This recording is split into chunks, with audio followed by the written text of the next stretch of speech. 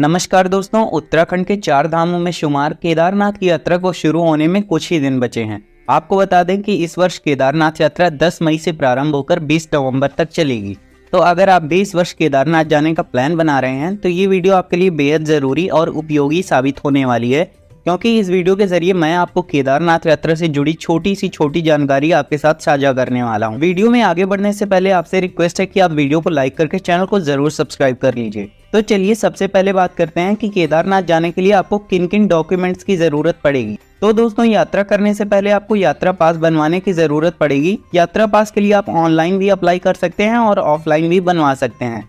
यात्रा पास ऑनलाइन बनवाने के लिए स्क्रीन पे आपको वेबसाइट दिख रही होगी, जहां पे आप अपनी पर्सनल डिटेल्स और यात्रा की डेट आदि फिल करके अपना यात्रा पास अप्लाई कर सकते हैं। आप अपने मोबाइल, लैपटॉप, कंप्यूटर किसी भी डिवाइस से ऑनलाइन यात्रा पास अप्लाई कर सकते हैं और मात्र 5 मिनट में आपको PDF के रूप में अपना यात्रा पास मिल जाएगा। उसके बाद आप इस यात्रा पास की 2-3 फोटोकॉपी या प्रिंट आउट अपने साथ जरूर रखें। इसके अलावा आप ऑफलाइन यात्रा पास भी हरिद्वार, ऋषिकेश, रुद्रप्रयाग में बनवा सकते हैं, जिसके लिए आपको 2 पासपोर्ट साइज फोटो और आधार कार्ड की जरूरत पड़ेगी। लेकिन मैं आपको सजेस्ट करूंगा कि आप ऑनलाइन यात्रा पास ही बनवा लें, क्योंकि ऑफलाइन में आपको लंबी लाइन में लगना पड़ेगा, जिससे आपका काफी समय खराब होगा। दोस्तों, ऑनलाइन यात्रा पास कैसे बनाना है, अगर ये समझ में नहीं आ रहा है तो इस वीडियो के डिस्क्रिप्शन बॉक्स में जाइए, वहां पे आपको एक वीडियो का लिंक मिल जाएगा, जिसमें स्टेप बाय स्टेप आप देख सकते हैं कि कैसे यात्रा पास के लिए अप्लाई करना है और मात्र 4 से 5 मिनट में आपका पास जनरेट होके आपको मिल जाएगा। चलिए, अब आपका यात्रा पास बन चुका है, अब आप अपनी यात्रा की शुरुआत कर सकते हैं। अब बात कर लेते हैं कि आखिर आप केदारनाथ पहुंचेंगे कैसे। दोस्तों, आप देश के किसी भी शहर में रहते हो, किसी भी कोने में रहते हो, आपको केदारनाथ जाने के लिए सबसे पहले हरिद्वार या फिर ऋषिकेश पहुंचना पड़ेगा। हरिद्वार की कनेक्टिविटी देश के लगभग सभी प्रमुख शहरों से काफी अच्छी है और ऋषिकेश की कनेक्टिविटी सिर्फ कुछ ही शहरों से अच्छी है। तो अगर आपके शहर से ऋषिकेश के लिए ट्रेन मिल जाती है तो बहुत अच्छी बात है, और अगर ऋषिकेश के लिए ट्रेन नहीं मिलती है तो आप हरिद्वार आ जाइए। इसके अलावा अगर आप ऐसे शहर में रहते हैं जहां से ना तो ऋषिकेश और ना ही हरिद्वार के लिए ट्रेन मिलती है, तो आप दिल्ली आ जाइए और दिल्ली से आपको हरिद्वार और ऋषिकेश दोनों जगह के लिए आसानी से ट्रेन मिल जाएगी।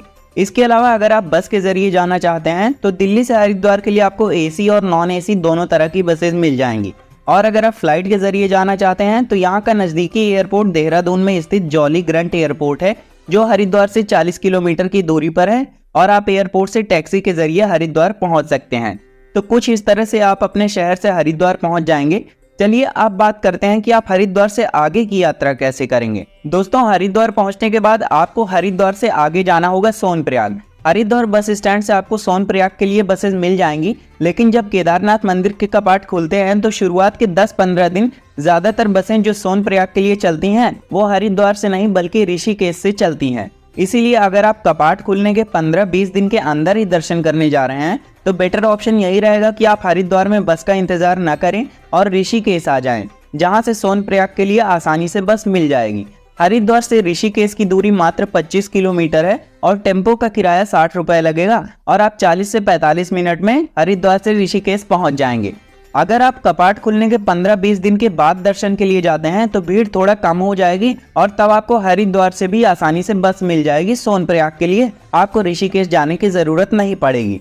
बस के टाइमिंग की बात करें तो हरिद्वार और ऋषिकेश से सोनप्रयाग की जो बसेज हैं वो सुबह 4 बजे से सुबह 8 बजे तक चलती हैं। अगर आप सुबह 8-9 बजे के बाद सोनप्रयाग के लिए बस की तलाश कर रहे हैं तो आपको नहीं मिलेगी, इसीलिए आप सुबह 8 बजे तक हर हाल में बस पकड़ लें। अगर आप लेट हो जाते हैं तो आपको टैक्सी या शेयरिंग टैक्सी का सहारा लेना पड़ेगा। तो इसीलिए दोस्तों, आपको अपनी यात्रा कुछ इस तरह से प्लान करनी है कि आप हरिद्वार सुबह जल्दी पहुंच जाएं। जल्दी का मतलब है सुबह 8 बजे तक, और जल्दी इसलिए पहुंचना है क्योंकि केदारनाथ के लिए जो बसेस चलती हैं वो सुबह 4 बजे से सुबह 7-8 बजे तक ही चलती हैं, क्योंकि हरिद्वार से केदारनाथ का रास्ता पहाड़ों के बीच से होके गुजरता है, जहां पे अगर 7-8 बजे के बाद बसेस चलेंगी तो पहुंचते पहुंचते रात हो जाएगी और पहाड़ी रास्तों पे रात में बसें नहीं चलती हैं। हरिद्वार से सोनप्रयाग की दूरी 230 किलोमीटर है और बस का किराया 600 रुपए लगेगा। वहीं पे ऋषिकेश से सोनप्रयाग की दूरी 207 किलोमीटर है और बस का किराया 560 रुपए पड़ेगा। दोस्तों, आपको बता दें कि ये किराया पिछले सीजन का है, इस साल 10-20 रुपए बढ़ सकता है।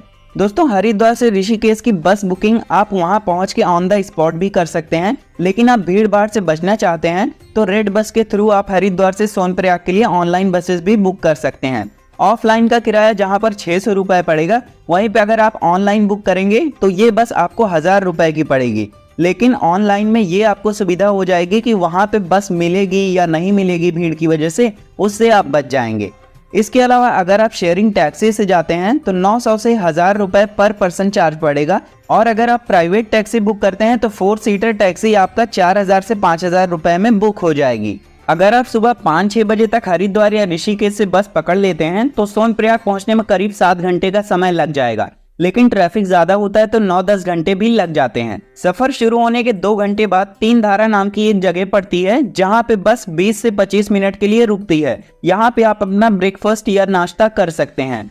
फिर बस तीन धारा से आगे बढ़ेगी और आधे घंटे के बाद पंचप्रयाग में से एक देवप्रयाग देखने को मिलेगा, जहां पे आपको भागीरथी और अलकनंदा नदियों का बेहद खूबसूरत संगम देखने को मिलेगा। यहाँ पे बस नहीं रुकती है, लेकिन चलते चलते आप बस की विंडो से सुंदर दृश्य देख पाएंगे। अगर आप बस के अलावा शेयरिंग टैक्सी से सफर कर रहे हैं तो यहाँ पे आप टैक्सी को रुकवा के 10-15 मिनट फोटोग्राफी या वीडियोग्राफी भी कर सकते हैं। टैक्सी से यात्रा करने का ये एडवांटेज मिलता है। इसके बाद आप रुद्रप्रयाग, गुप्त काशी और फाटा होते हुए 7 से 8 घंटे में सोनप्रयाग पहुंच जाएंगे। बस आपको सोनप्रयाग से 1 किलोमीटर पहले सीतापुर में उतार देगी। सभी बसें सीतापुर तक ही जाती हैं। उसके बाद सीतापुर से 1 किलोमीटर पैदल चल के आप सोनप्रयाग पहुंच जाएंगे। अगर आप टैक्सी या शेयरिंग टैक्सी से जाते हैं तो वो आपको सोनप्रयाग तक ले जाएगी, और अगर आप बस से जाते हैं तो वो आपको सीतापुर तक ले जाएगी। अगर आप अपनी पर्सनल कार या बाइक से आ रहे हैं तो सोनप्रयाग और सीतापुर दोनों जगह कार और बाइक के लिए पार्किंग की सुविधा उपलब्ध है। अगर आप ऋषिकेश या हरिद्वार से 5-6 बजे निकलते हैं तो दोपहर 2 से 3 बजे तक आप सोनप्रयाग पहुंच जाएंगे। सोनप्रयाग पहुंचने के बाद इस दिन आप चाहें तो यहीं पे यानी सोनप्रयाग में ही रुक सकते हैं, या फिर आप चाहें तो सोनप्रयाग से 5 किलोमीटर आगे गौरीकुंड चले जाएं, वहां पे नाइट स्टे करें और अगले दिन गौरीकुंड से केदारनाथ मंदिर के लिए ट्रेकिंग या पैदल चढ़ाई शुरू कर सकते हैं। सोनप्रयाग से गौरीकुंड की जो 5 किलोमीटर की दूरी है वो शेयरिंग टैक्सी के जरिए मात्र 50 रुपए में तय हो जाएगी।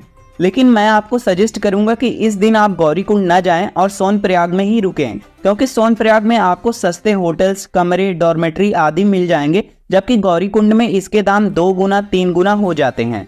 चलिए अब सोनप्रयाग में रुकने की बात करते हैं।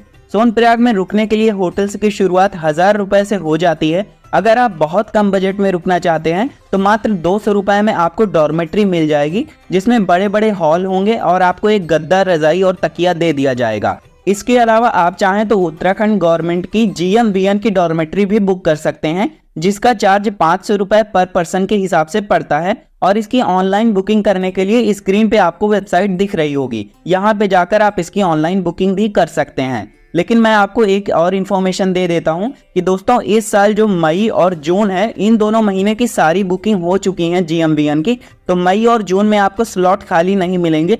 आपको वहां पे जाकर के कोई रूम या फिर कोई अदर डॉर्मेट्री ढूंढनी पड़ेगी। GMVN की जो डॉर्मेट्री है वो मई और जून महीने के लिए ऑलरेडी बुक हो चुकी हैं इनकी वेबसाइट पे, अभी मैंने देखा। तो इन सब के अलावा अगर आप सोलो ट्रैवलर हैं और अपना खुद का टेंट लेकर जा रहे हैं तो आप अपना भी टेंट लगाकर कैंपिंग कर सकते हैं बिल्कुल फ्री में। खाने पीने की बात करें तो सोनप्रयाग में आपको 150 रुपए में थाली मिल जाएगी। इसके अलावा 250 रुपए में डीलक्स थाली भी मिल जाएगी। खाने के अलावा यहाँ पे फास्ट फूड, फल और जूस भी मिल जाएंगे। तो इस प्रकार आपका पहला दिन सोनप्रयाग में गुजर जाएगा। अगले दिन आपको सुबह जल्दी 3-4-5 बजे तक उठ जाना है। जल्दी उठने के 2 कारण हैं। पहला तो ये कि अगर आप डॉर्मेट्री में स्टे कर रहे हैं और लेट में सो के उठते हैं तो टॉयलेट के बाहर भी आपको लाइन में लगना पड़ेगा। दूसरा कारण सुबह जल्दी उठने का ये है कि अगर आपको सोनप्रयाग से गौरीकुंड के लिए निकलना है, जिससे पहले आपको सोनप्रयाग में ही लाइन में लग के अपना यात्रा पास चेक करवाना होता है। यहाँ पे आपका यात्रा पास चेक होगा, उसके बाद ही आपको सोनप्रयाग से आगे जाने दिया जाएगा। जितनी जल्दी आप उठ जाएंगे उतनी छोटी लाइन में आपको लगना पड़ेगा। 5 बजे के बाद अगर आप उठते हैं तो आपको 1-2 किलोमीटर की लंबी लाइन में लगना पड़ेगा और आपका काफी ज्यादा समय खराब होगा। यात्रा पास वेरीफाई होने के बाद आपको 50 रुपए में सोनप्रयाग से गौरीकुंड के लिए टैक्सी मिल जाएगी और मात्र 15 से 20 मिनट में आप 5 किलोमीटर की दूरी तय करके सोनप्रयाग से गौरीकुंड आ जाएंगे। गौरीकुंड पहुंचने के बाद वहां पे एक तप्त कुंड है, जहां पे साल के 12 महीने हमेशा गर्म पानी निकलता रहता है। इस तप्त कुंड में आपको स्नान करना है। स्नान करने के बाद आप गौरीकुंड में कुछ ब्रेकफास्ट या नाश्ता कर लें। नाश्ते में आलू पराठा, मैगी, ब्रेड और चाय आदि मिल जाएंगे। नाश्ता आपका 60 रुपए में आसानी से हो जाएगा। नाश्ता करने के बाद आपके पास जो एक्स्ट्रा सामान या लगेज है उसको आप यहाँ गौरीकुंड में क्लॉक रूम में सबमिट कर सकते हैं। सामान या बैग रखने का 100 रुपए प्रति बैग चार्ज करते हैं 48 घंटे के लिए। इतना सब कुछ करने के बाद अब आपको गौरीकुंड से केदारनाथ मंदिर तक की पैदल ट्रेक करना है। इसीलिए अब बात करते हैं केदारनाथ ट्रेक के बारे में। दोस्तों, जो सबसे बड़ा कंफ्यूजन है कि गौरीकुंड से केदारनाथ ट्रेक की लंबाई कितनी है, आखिर हमें कितने किलोमीटर पैदल चलना पड़ेगा। दोस्तों, केदारनाथ ट्रेक की लंबाई की बात करें तो गौरीकुंड में जो साइन बोर्ड लगा है वहां पे केदारनाथ ट्रेक की लंबाई 16 किलोमीटर बताई गई है, लेकिन केदारनाथ ट्रेक वास्तव में 22 किलोमीटर का है। 16 किलोमीटर पुराना रास्ता था जो 2013 में केदारनाथ आपदा में बह गया, और उसके बाद से जो नया रास्ता है वो 22 किलोमीटर लंबा है।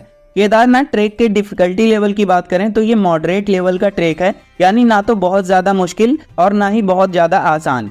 फिर भी अगर आप पहली बार पहाड़ी क्षेत्रों में जा रहे हैं और केदारनाथ की चढ़ाई करते हैं तो आपको थोड़ा मुश्किल तो लगेगा ही, अगर आपने इससे पहले कोई ट्रेक नहीं किया है तो।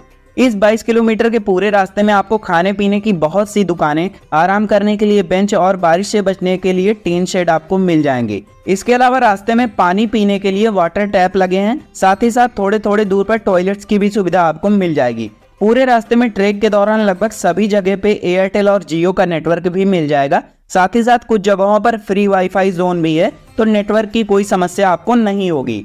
रास्ते में खाने पीने की जो दुकानें हैं वहां पे मैगी, आलू पराठा, राजमा चावल, दाल चावल और इसके साथ साथ चाय, कॉफी, कोल्ड ड्रिंक और स्नैक्स में बिस्किट, नमकीन ये चीजें मिल जाएंगी।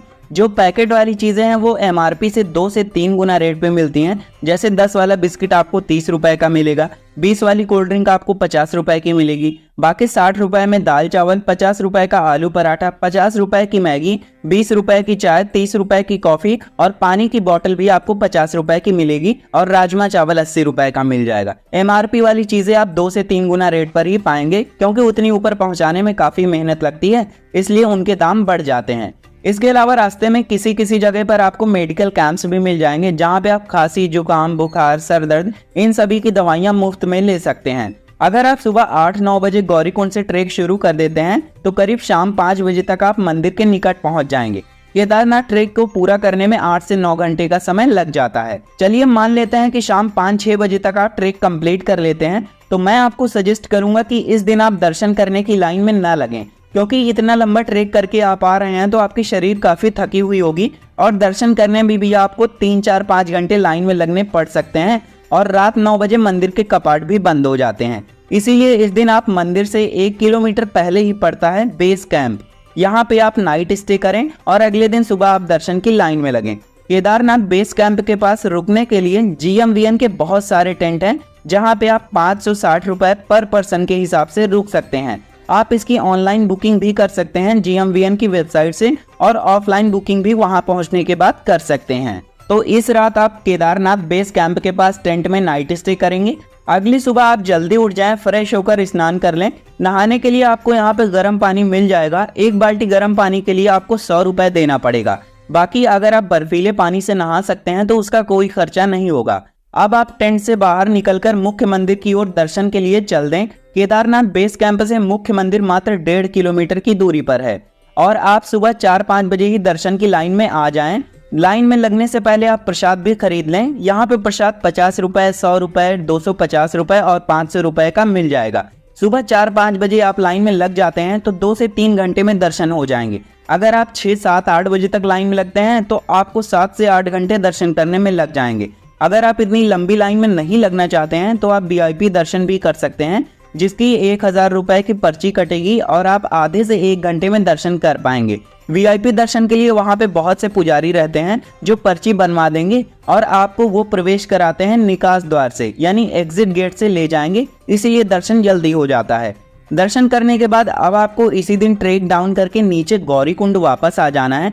चढ़ने में जो आपको 8 से 9 घंटे का समय लगा था, उतरने में मात्र 4 से 5 घंटे का समय ही लगेगा। अगर आप दोपहर 12 बजे तक दर्शन कर लेते हैं तो आप शाम 5-6 बजे तक वापस गौरीकुंड आ जाएंगे। गौरीकुंड आने के बाद आपने यहाँ पे जो क्लॉक रूम में अपना लगेज सबमिट किया था या सामान रखा था, उसको आप वापस ले लीजिए, और उसके बाद आप गौरीकुंड से 50 रुपए शेयरिंग टैक्सी के जरिए 5 किलोमीटर नीचे उतरकर सोनप्रयाग आ जाएंगे। तो दोस्तों, सोनप्रयाग आने के बाद यहाँ पे आप डॉर्मेट्री में नाइट स्टे कर सकते हैं और उसके बाद आप अपना डिनर भी यहीं सोनप्रयाग में कर सकते हैं। अगली सुबह आप 7-8 बजे तक सोनप्रयाग से हरिद्वार या ऋषिकेश के लिए बस पकड़कर आ जाइए वापस। उसके बाद आप हरिद्वार या ऋषिकेश से अपने शहर जा सकते हैं। तो कुछ इस तरह से आपकी केदारनाथ यात्रा संपूर्ण हो जाएगी। चलिए अब बात करते हैं कि इस यात्रा में आपके कुल कितने दिन खर्च होंगे। दोस्तों, इस यात्रा में मैंने जो इनिशियल पॉइंट और फाइनल पॉइंट माना है वो हरिद्वार या ऋषिकेश को माना है, क्योंकि आप सभी लोग अलग अलग शहर से आ रहे होंगे, इसीलिए जो आपकी यात्रा का इनिशियल पॉइंट है वो भी मैं हरिद्वार मान के चल रहा हूँ और फाइनल पॉइंट वो भी हरिद्वार को मान के चल रहा हूँ। तो पहले दिन की बात करें तो दोस्तों हरिद्वार से सोनप्रयाग जाने में निकल जाएगा। वहीं पे दूसरा दिन आपका सोनप्रयाग से केदारनाथ बेस कैंप का ट्रेक करने में निकल जाएगा और तीसरा दिन आपका केदारनाथ दर्शन और दर्शन करने के बाद वापस सोनप्रयाग आने में निकल जाएगा। और इसके अलावा जो चौथा दिन होगा वो आपका सोनप्रयाग से वापस हरिद्वार आने में चला जाएगा। तो कुछ इस प्रकार से आपका हरिद्वार से केदारनाथ और वापस केदारनाथ से हरिद्वार तक की राउंड ट्रिप आपकी 4 दिनों में हो जाएगी। इसके अलावा एडिशनल दिनों को आप ऐड कर सकते हैं जो आपका शहर से हरिद्वार जाने में और हरिद्वार से वापस आपको अपने शहर आने में लगेंगे। चलिए अब बात कर लेते हैं कि केदारनाथ आपको कब जाना चाहिए। तो दोस्तों केदारनाथ वैसे साल भर में 5-6 महीने ही ओपन रहता है और 5-6 महीने क्लोज रहता है। तो मैं आपको बता दूं कि इस साल केदारनाथ यात्रा मई से ओपन हो रही है, 10 मई से, और ये 20 नवंबर तक चलेगी। तो बात कर लेते हैं कि आपको कब जाना चाहिए। तो दोस्तों कपाट होने के 15-20 दिन तक भीड़ बहुत ज़्यादा रहती है और इस वजह से सारी चीज़ें भी बहुत महंगी मिलती हैं और रुकने के लिए भी आपको सारे होटल्स और डॉर्मेट्री लगभग फुल मिलते हैं। तो काफ़ी ज़्यादा दिक्कत होती है शुरुआत के 15-20 दिन तक, तो इस दिन आप जाने से अवॉइड करें। अगर बात करें मई के अलावा जून में, तो जून में आप जा सकते हैं। इसके अलावा जुलाई अगस्त की बात करें तो बारिश बहुत ज़्यादा होती है जुलाई अगस्त में और लैंडस्लाइड का खतरा बहुत ज़्यादा हो जाता है, तो इस समय भी आप बिल्कुल ना जाएं। सितंबर अक्टूबर की बात करें तो दोस्तों यहाँ पे बारिश भी रुक चुकी होती है और भीड़ भी बहुत कम मिलेगी और आसानी से दर्शन हो जाएंगे बहुत कम बजट में। तो सितंबर और अक्टूबर का टाइम बेस्ट रहेगा केदारनाथ जाने के लिए। अब बात करते हैं नवंबर में। तो दोस्तों नवंबर में कपाट बंद होने के समय भी भीड़ ज़्यादा हो जाती है, तो इस समय भी आप जा सकते हैं क्योंकि ओपनिंग टाइम के तुलना में यहाँ पे भीड़ कम रहती है, लेकिन सितंबर और अक्टूबर की तुलना में नवंबर में भीड़ ज़्यादा हो जाती है। तो दोस्तों इस हिसाब से अलग अलग महीनों में अलग अलग तरीके से यहाँ पे कम ज़्यादा भीड़ देखने को मिलती है और उसी हिसाब से खर्चा भी कम ज़्यादा होता है। तो आप अपना प्लान इसे ध्यान में रखकर ज़रूर बनाएं। अब बात कर लेते हैं कुल खर्चे की, यानी इस केदारनाथ यात्रा में आपका कुल कितना खर्चा होगा। तो दोस्तों अगर बात करें तो बस का किराया अप डाउन का जो हरिद्वार से सोनप्रयाग तक होगा वो 600 और 600 पड़ेगा, यानी बस का किराया 1200 पड़ जाएगा। उसके अलावा बस से जाते समय जो लंच और ब्रेकफास्ट होगा उसका आप 200 रुपये खर्चा मान लीजिए। उसके अलावा सोनप्रयाग में आप नाइट स्टे करेंगे तो 300 रुपये आप डॉर्मेट्री का हो जाएगा। डिनर का 150 रुपये हो जाएगा सोनप्रयाग में, और फिर सोनप्रयाग से गौरीकुंड के लिए जो टैक्सी लेंगे उसका किराया 50 रुपये, और जो ट्रेक होगा आप करेंगे 22 किलोमीटर, उस पूरे ट्रेक में जो आपका लंच, ब्रेकफास्ट, ट्रेकिंग स्टिक, ये सारी चीज़ें होंगी, ये लगभग 300 रुपये में हो जाएंगी। केदारनाथ बेस कैंप पहुँच के जब वहाँ पे आप नाइट स्टे करेंगे तो उसका जो किराया पड़ता है वो 560 रुपये पड़ता है पर नाइट का, और वहाँ पे आप डिनर करेंगे तो 200 रुपये में थाली मिलेगी। फिर मंदिर में दर्शन करने के लिए आप जाएंगे तो 100 रुपये का प्रसाद आप ले सकते हैं, और वापसी में फिर आप जब रिटर्न टैक्सी लेंगे गौरीकुंड से सोनप्रयाग के लिए तो वो फिर 50 रुपये की पड़ेगी, और रिटर्न में आप सोनप्रयाग में नाइट स्टे करेंगे तो 300 रुपये डॉर्मेट्री का और 150 रुपये डिनर का पड़ जाएगा। तो इस हिसाब से आप देखें तो टोटल खर्चा आपका करीब 3500 के आसपास होगा। यानी मोटा मोटा खर्चा देखें तो आप अगर मेरे हिसाब से प्लान करते हैं तो आपकी यात्रा 4000 रुपये से कम में हो जाएगी बहुत अच्छे तरीके से। तो दोस्तों ये थी केदारनाथ यात्रा से संबंधित कंप्लीट इन्फॉर्मेशन। उम्मीद करते हैं आपको वीडियो पसंद आई होगी। अगर आपको वीडियो पसंद आई है तो वीडियो को लाइक करके चैनल को ज़रूर सब्सक्राइब कर लें, क्योंकि हम आपके लिए यात्रा से संबंधित ऐसी ही वीडियोस लाते रहते हैं।